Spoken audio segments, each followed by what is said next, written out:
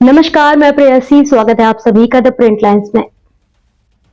Donald Trump और कमला Harris के बीच Pennsylvania के नेशनल कॉन्स्टिट्यूशन सेंटर में चल रही अमेरिकी प्रेसिडेंशियल डिबेट समाप्त हो गई है। डिबेट के दौरान रूस यूक्रेन युद्ध का मुद्दा भी उठा। डोनाल्ड ट्रंप ने जब राष्ट्रपति के रूप में जो बाइडेन को निशाने पर लिया तो कमला हैरिस की तरफ से तगड़ा पलटवार आया। कमला हैरिस ने ट्रंप को याद दिलाते हुए कहा कि आपको ध्यान होना चाहिए कि आप जो बाइडेन नहीं बल्कि मेरे खिलाफ चुनाव लड़ रहे हैं।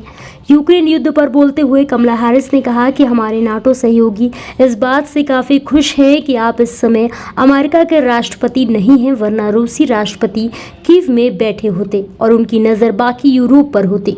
कमला हैरिस ने आगे कहा, पुतिन एक तानाशाह हैं और आपको तो वे लंच में खा जाते। इसके बाद ट्रंप ने कमला हैरिस को अमेरिका के इतिहास का सबसे खराब उपराष्ट्रपति बताया। ट्रंप ने कहा कि कमला हैरिस रूस और यूक्रेन के बीच बातचीत करके युद्ध रोकने में विफल रही। दूसरी तरफ जब ट्रंप से पूछा गया कि रूस यूक्रेन के बीच जारी जंग में आप किसे जीतते हुए देखना चाहते हैं, इसका जवाब देते हुए ट्रंप ने कहा कि वे चाहते हैं कि यह युद्ध रुक जाए। इसके साथ ही डोनाल्ड ट्रंप ने यूक्रेन युद्ध के दौरान अमेरिका पर बढ़ने वाले बोझ की चर्चा की। उन्होंने कहा कि अमेरिका पर पड़ने वाली लागत यूरोप की अपेक्षा बहुत अधिक है। ट्रंप ने कहा कि वे यूक्रेन के राष्ट्रपति वोलोदिमीर जेलेंस्की और रूस के राष्ट्रपति व्लादिमीर पुतिन को बहुत अच्छी तरह से जानते हैं।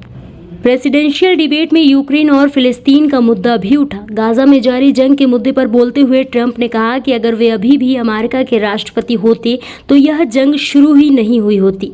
ट्रंप ने दावा किया कि कमला हैरिस इजरायल से नफरत करती हैं। यदि कमला हैरिस राष्ट्रपति बन जाती हैं तो अब से 2 साल में इजरायल का अस्तित्व समाप्त हो जाएगा। इसके अलावा ट्रंप ने कहा कि कमला हैरिस अरब आबादी से भी नफरत करती हैं।